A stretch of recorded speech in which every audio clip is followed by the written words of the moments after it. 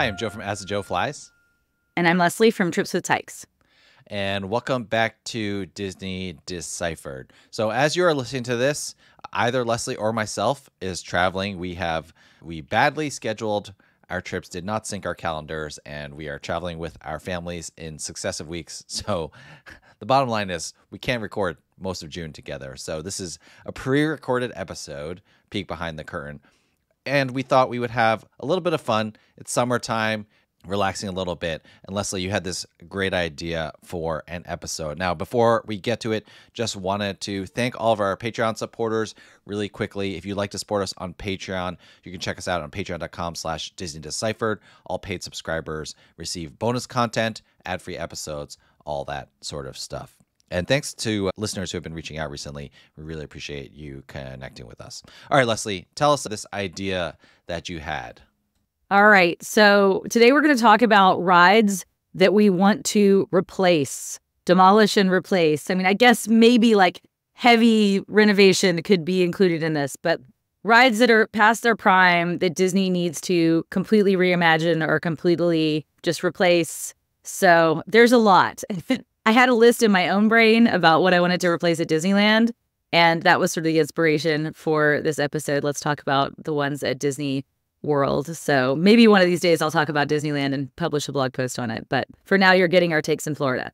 Yeah, and we will caveat this with the fact that we're not Imagineers, obviously. And I tried to look at the geography a little bit, but sometimes I don't understand. Sometimes things just need to be where they are, or you can't put anything else there, that sort of thing. We don't totally get that. I did, Leslie, come up with some ideas for just blue sky ideas for what could replace the attractions I thought about taking out. But, we're just going to have some fun with it. We'd love to hear your feedback. What attractions you think need to go? DisneyDeciphered@gmail.com, at WWDeciphered on Twitter, or on Instagram, Disney Deciphered. All right, so we're going to go park by park, Leslie. Do you want to big to small or small to big? Like, how do you want to do this? I mean, I always go in order of when the parks opened. So what should we start with Magic Kingdom? Yeah, let's do that before we lose all our listeners. So Okay. Let's start at Magic Kingdom. I will say that I really struggled not putting Enchanted Tiki Room on this. It is just because I don't appreciate it anymore. But the other one that some people might say is Carousel of Progress, for example, which is something I do appreciate. And ultimately, I did not put Tiki Room on here because it's we should leave some of the history here. And we should say, again, we are completely demolishing these attractions. We're not refurbishing them. I do think Tiki Room could maybe use a little refurbishment, a little bit of a touch-up. But yes, Tiki Room, you have survived and was not on Leslie's list. Leslie, what I put was maybe equally controversial, but I put down Tom Sawyer Island. I just think not enough people go there. It's just, I don't know. It's like a place to relax, or at the very least, build a bridge so that you can get there and relax and enjoy it without having to take that raft ride over. I just feel like it just does not fit in. I was thinking Swiss Family Robinson Treehouse too, but that is easily accessible and easy for people to go check out. For me, the majority of new guests, like non-longtime Disney fans, when you go to Tom Sawyer Island, you get on this raft and then you get over there and you're just, I don't know, probably disappointed unless you needed a place to rest. I guess we're starting kind of controversial because to me, that just screams like old school Disney. And if you're not going to get rid of the Tiki Room, I don't know why you would get rid of Tom Sawyer Island. I mean, I get the criticism. One had to go, Leslie. One of them had to go. I wrote on our show notes, WTF, Joe, why not Barnstormer? I thought for sure it was going to be Barnstormer for you. But I know, that serves a purpose, right? That's a coaster that a lot of kids start with, even as much as we hate it and rag on it. It does have a purpose. But Tom Sawyer Island, to me, I guess serves the purpose of a quiet space to play and get away from the crowds without having to go all the way back to your hotel. So I know this is really good for a lot of families who have kids with sensory issues or things like that. So, but I just like that it's old school Disney. It's not themed around, a movie IP. I mean, I guess there have been Tom Sawyer movies, but it's a classic story. So I don't know. I do not agree with this pick at all. Leslie, Mark Twain, the original IP. Okay. This is Mark Twain IP that we're theming around here. Not Disney I, IP. I think I agree with you on all those things, especially the quiet place part, but it just feels like it's there and it serves that purpose, but not enough new guests know about it. And I just feel like because of that, that space is underutilized. And you can argue, and I think it's a fair argument, that you need to have these underutilized spaces. But I just overall feel like if something were to go and we're completely replacing something, like we're not like changing what it's going to be or whatever, like if Stitch's Great Escape was still there, I would do that, but it's not there anymore. That's why I was thinking of Tom Sawyer Island. And I get and respect everything you say about it being old school Disney. And I would not, I'm a big believer of the parks being different. And I think you can keep it at Disneyland, that sort of thing. We don't have to destroy it on both coasts, for example. Fair enough. I mean, I will say it could be plussed up after having seen sort of how the layout of the play spaces is at Disneyland Paris, where they have kind of like Pirate Play, and then they have Tom Sawyer and the Treehouse kind of all in that space. And it was a lot of that was closed when I was at Disneyland Paris 2 summers ago, but it could be plussed up. I agree with that. So maybe there's room for a refurbishment here. And looking at the geography, I was thinking maybe you could add a kids like whip ride, almost thinking of it as like a little kids area more. So you could add a whip ride in there and maybe a character meet and greet. I was thinking that is something that could maybe go in there. I know that's going to make people mad because we're replacing the Mark Twain IP with Disney IP, but I've kind of, maybe we'll talk about it a little in Disney Deciphered Unfiltered for this month, Leslie, but I've kind of just let that ship sail, and I'm just gonna have to get over it. Regarding Barnstormer, by the way, I did have it on my short list, but like you said, it serves a function, and also it is well themed for Pete's Silly Sideshow Circus, which I can never pronounce or whatever. But Barnstormer, Dumbo, the big circus tent store, and the character meet and greet where they're in their circus outfits, like even the train station, Casey's Junior Splash, it just makes too much sense to get rid of that. But anyway, what was your attraction at Magic Kingdom, which was also on my short list, by the way? All right, Tomorrowland Speedway. And the reason, Autopia is on my short list for Disneyland as well. Both of these, car attractions take up so much square footage in the parks, and the ROI is very low. Like, there are so many places where kids can drive go-karts for a lot cheaper than $200 per person per day for park tickets. So to me, this is just a really low value attraction. And I haven't ridden it, I don't think, since my son was maybe about 4 or 5. And I remember it was just blazing hot, so hot. And it like just bakes over there with all of the concrete. And I remember getting off the ride, and my son was happy, I will say, but he had just sweat dripping down his face. I have this photo of him, and that is like what I associate with Tomorrowland Speedway, is just unpleasant all around, and it's something that I could do somewhere else. But I will say, now that Tron has been built, I think it's really unlikely that the Speedway is going to go away, because now it's been built around. So I guess I still have hope that Autopia at Disneyland will go, because it hasn't been encircled quite yet. But yeah, it just seems like a waste of a lot of space to me. Leslie, I think you are forgetting that they're installing the electric cars at Autopia in Disneyland. They've already said that they're... No, I know. They're going EV, so that's at least a 10-year investment there. The moment they drive those EVs off the factory lot, Leslie, they're going to depreciate. So, Disney's going to want to use those electric vehicles. I am very curious what kind of sounds they're going to add in. It will be funny.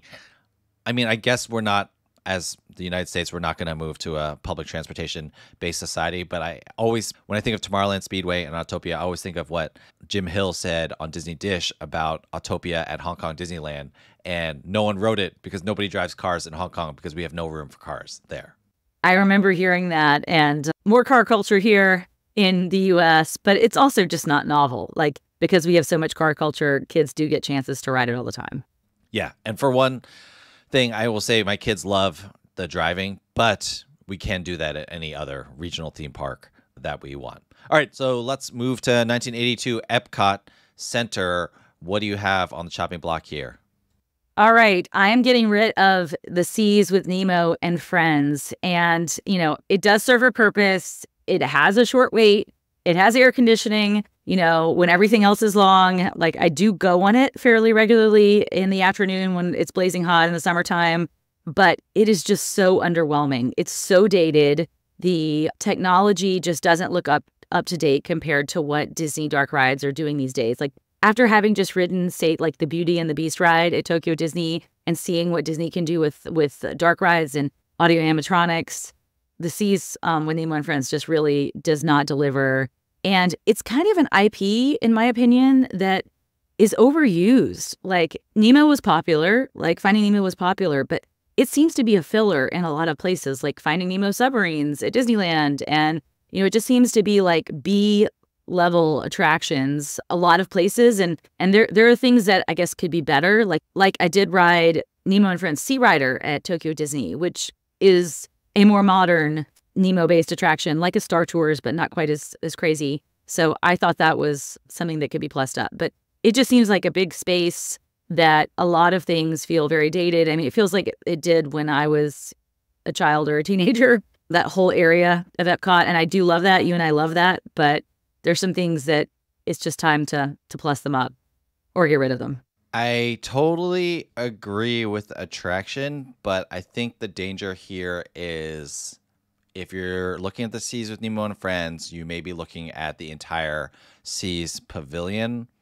And I don't know, that definitely needs a refurbishment. I would hate to see it go. I'm afraid that it will eventually go. But, you know, the aquarium is just not as great as it's just a little dirtier, you know, a little less fish. It feels like we are, what was it? What it used to be? Sea Base or whatever when it first opened. Do you remember what it was called? I don't remember. Sea Quest? Maybe, I don't know. Someone can write in. That's NBC. That's NBC's property. Someone can write in and say, but, you know, from the Halcyon days when it was like that nice, we have gone a long way. I'd be afraid if we lose the Seas with Nemo's and Friends, we lose the Seas altogether. And that would be sad for an old school Epcot fan. For sure. I mean, do not get rid of the pavilion until I get to do the scuba diving there. I should be careful what I wish for. I want to do the scuba diving. Definitely. Now, for me, my attraction is Mission Space. I'd love to replace that with a new thrill attraction. IP-based, not IP-based, I don't even care at this point. Guardians of the Galaxy Cosmic Rewind has been a huge success. I guess, I forgot about Space 220. You're going to have to be able, but I think even if they're the same building, I don't know. I mean, even if you put another simulator ride in there and just tear out the old simulators, put the new simulators in or something, I don't know. But Mission Space is just, it's not that popular. It's not that fun of a ride. I know that they just redid the pre-show, but still, I feel like you can do something about that. I would love to see Mission Space go so that there's like another attraction that I actually want to go on when I'm at Epcot. I'm with you there. That to me is like, it's one of the things I do the least, or at least I don't even remember the last time I was on it, if I was ever on it. Like, it's possible I went on it when I was in my 20s and I don't remember. But its time has passed. If it ever had a time, the thing that I would say, Joe, is because Guardians of the Galaxy Cosmic Rewind just went in that space nearby, Disney is going to think that that area of the park has enough, and they're not going to touch it for a very long time. They're going to just be like, well, Mission Space is a throwaway, but we have Guardians, so people are getting over there. It's distributing crowds, and we can postpone ever having to deal with this monstrosity. Yeah, and as we move on to our third park, we should note that we know that none of this stuff is going to happen. What is going to happen is, and we'll get to Animal Kingdom last, but you know, Disney has already announced plans to refurbish or change things up at Animal Kingdom. They haven't given us concrete ideas, but I think Animal Kingdom is next, beyond Big Thunder Mountain, which is they're going to build in the space past Big Thunder Mountain and Magic Kingdom. Disney has talked about that as well. And now that they're all set with Florida, their friends or frenemies again, they're just at a peaceful detente, right? They've started political contributions in Florida again. You know, we're going to see these things move forward. And so it's going to be Animal Kingdom first, Magic Kingdom second. So, you know, our Epcot and Hollywood Studios ideas are just, you know, these are just our own personal ideas of attractions that we want to see. Now, moving to Hollywood Studios, apologies to Brooke McDonald, who I know will be crushed, probably not listening to this, hopefully. Star Wars Launch Bay, I think, can go now. We have Star Wars Galaxy's Edge. Yes, it's very cool meeting Chewbacca. And yes, it is very cool to see all the Star Wars, I don't think memorabilia is the right word, but like props and stuff that were used in the movies, models, and things like that. I'm not sure if we can move that to a Star Wars adjacent area.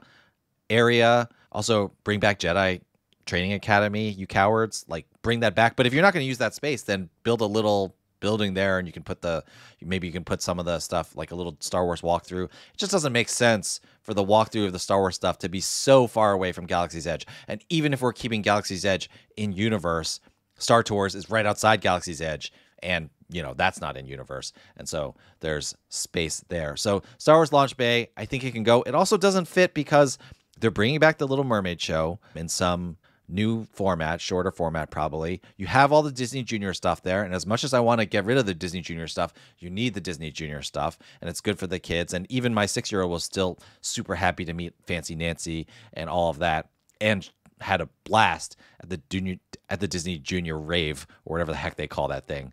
And so, take out Star Wars Launch Bay, maybe put a kiddie coaster in there. I mean, that takes up a lot of space. And again, I don't know exactly how much building you actually have to have or this and that, but put in a kiddie coaster, put in something Disney Junior or child related. I think it would fit in that area, and it would feel much better, that area overall. Yeah, I agree with leaning into the Disney Junior theming there, even though my kids are now too old. I mean, when they were the right age, what they did have there, which just the character meet and greet, and like you say, the rave, that was a hit. And so doubling down on that, having more of those characters, having some sort of a family-friendly attraction, whether it's like a screen-based simulator or a kiddie coaster, I think that would be great. And I'm sure the Disney bean counters would like the synergies with Disney Junior. Yeah, I'm sure there's new Disney Junior shows online. Oh, man. This would not be a good replacement, but imagine if it was just like a Disney Junior theater where they're just showing shows. Unfortunately, kids would eat that up. All day they would eat that up. Don't put it out there in the universe, Joe. In the summer, you need the air conditioning, though. It's like Mickey shorts. But you're going to have Little Mermaid right there. So, Yeah. True. Anyway, what do you got in Hollywood Studios? All right. Stay with me here, Joe. I have Muppet Vision 3D on my list. And this is where you wrote. I forgot. Yes, I forgot. I had already blocked this from my head. This is where I wrote WTF, Leslie. And there's a reason for it. And this is my reason. Everybody knows we both love the Muppets. We think the Muppets need a lot more. And what Disney has done with them here and there, after hours parties, bringing them out, things like that, have been very, very big hits. I think as long as Muppet Vision 3D exists, Disney neglects the Muppets, because it puts the Muppets in this category where they're this aging IP, and they have this, movie from when you and I were kids, and nobody goes to the Muppets. We're not going to invest in the Muppets. I think what is needed there is that whole area of the park is dead, and it needs to be a Muppet Land, a full-scale Muppet Land. Get rid of Muppet Vision 3D and give us more Muppets. Double down on the Muppets. So bring them up into the 21st century. The demand is there. People will like it. This is after Magic Kingdom and after Animal Kingdom. This should be next, Joe. Muppet Land. So you're playing 4D chess, Leslie. I see. You're playing 4D chess. Big brain, Leslie. You're sacrificing Muppet Vision 3D for. It is funny.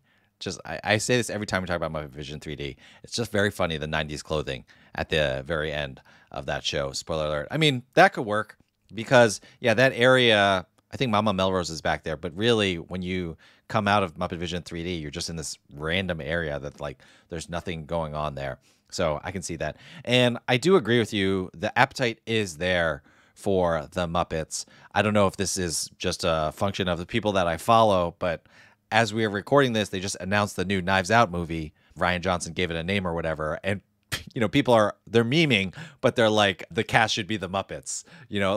Every time something people really like comes out, someone is always saying that the cast should be the Muppets. And so I think the appetite is definitely there. And, we could sustain, maybe if you don't get rid of Launch Bay, you create some sort of Muppets themed land, and that also serves the younger audience, which I think Hollywood Studios is really lacking. I mean, Disney is diabolical having the Disney Junior stuff there. Of course, we've always said this so that people will want to go to Hollywood studios, even with their young kids when they wouldn't otherwise. But Muppets might really pull that all together.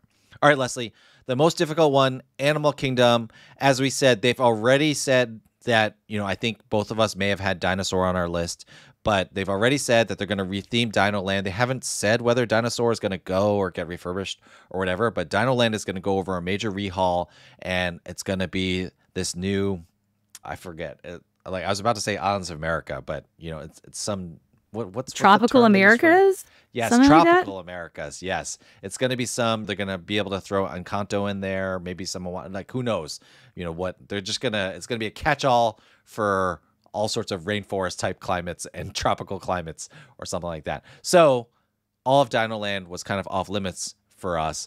Leslie, I was struggling a little bit. I ended up on Rafiki's Planet Watch with a major caveat.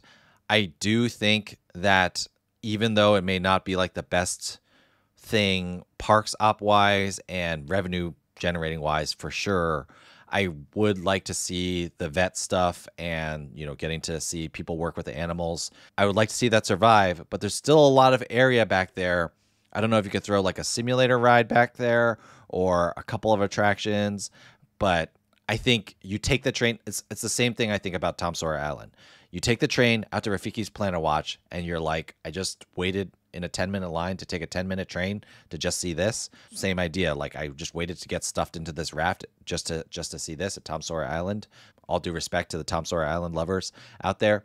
And so I feel like Rafiki's Planet Watch, if you're going to send people out on a train and draw people away from the main park, you got to have something better for them to see out there. I'm with you on this, and this would have been my pick had you not grabbed it first. But there's just not enough out there. And the train itself takes too long and it breaks down. And it's an even longer trip than Tom Sawyer Island in terms of your commitment and all the way in a park that probably you don't want to be in for the full day. At least if you're me.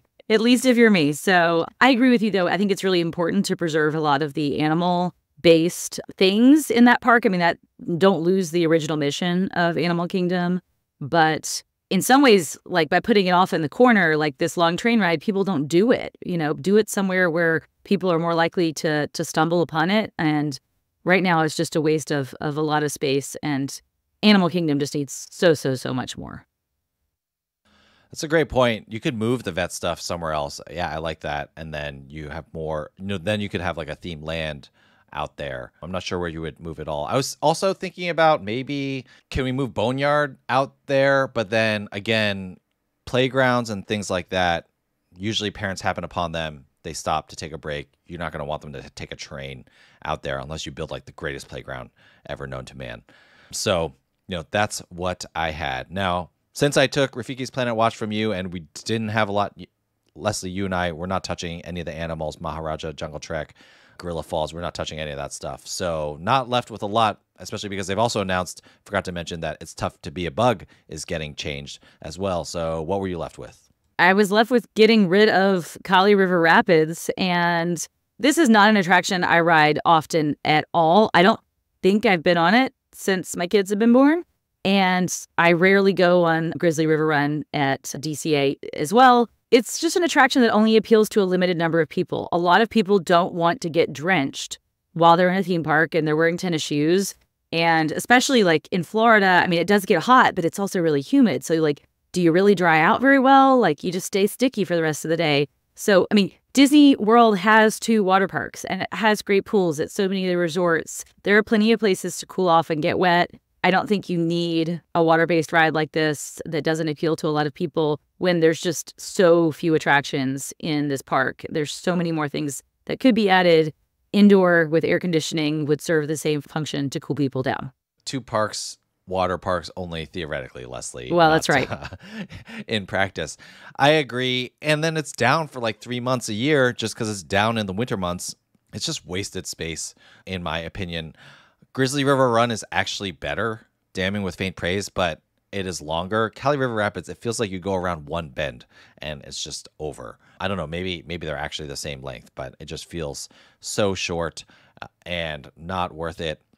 There's a lot of space there. There's a lot you can do. You probably need the moving water for some sort of mosquito. I was reading an article about all the mosquito minimization methods that Disney uses, and one of them is to have moving water turn it into a river or something like that. Yeah, I was thinking to myself while we were going through this, I was like, Moana Journey of Water could have fit in there. They're breaking the IP barrier already, so they could have just shoved it in there. But I guess they wouldn't have that nice shot with Te Fiti and Spaceship Earth. But still, yeah, Kali River Rapids, you can go. All right, that does it for the attractions that we would like to see shuttered and replaced. Again, if you have ideas, email us disneydeciphered@gmail.com, at www.deciphered on Twitter, or you can send us a DM, Disney Deciphered on Instagram. Before we get to my Disney do or don't, Leslie, why don't we talk really quickly about where people can connect with us online? You can find me at tripswithtykes.com, at tripswithtykes everywhere on social media. What about you, Joe? You can find me at AsJoeFlies all over social media, Joseph Chung at travelmation.net if you're looking for a travel advisor to help you plan your next Disney trip at no cost to you. Okay, Joe, well, let's close this out with our Disney do or don't. What do you have? All right, a little bit of an existential one here, Leslie, but the oft used, sometimes misused Walt Disney quote. He did say, quote, Disneyland will never be completed as long as there's imagination left in the world, end quote. And I just share that quote to say my Disney don't get so attached to anything at the Disney theme parks that it's going to, I don't know, crush your metaphorical soul if it were to go. Splash Mountain was my favorite ride. When you're listening to this, Tiana's is about to be online. I am excited for what Tiana's is going to be. I have no idea. I was sad to see Splash Mountain go, but these things, they change. Attractions change. The parks are going to change. Maybe even Tom Sawyer Island, Leslie. I don't know. But, let's not be these crazy fans who, our entire personalities are based on Monsters, Inc. Laugh Floor, except for us, Leslie. We at Disney Deciphered are allowed to base our entire personalities on Monsters, Inc. Laugh Floor, correct? Yes, in the negative sense, I guess. What are you talking about? Our favorite attraction. I can't believe Monsters Inc. Laugh Floor survived this entire exercise. But yeah, things are going to change. That's totally okay. Let's be excited for what Disney can come up with. All right. That does it for this episode. Thank you, everyone, for listening. We hope you're having a great summer. For those of you at the Disney parks, hope you're staying cool out there. Thank you, everyone, for listening. And other than that, Leslie, thank you for taking the time to talk to me. And I'll see you tying yourself to Tom Sawyer Island so they can't destroy it. Thanks, Joe.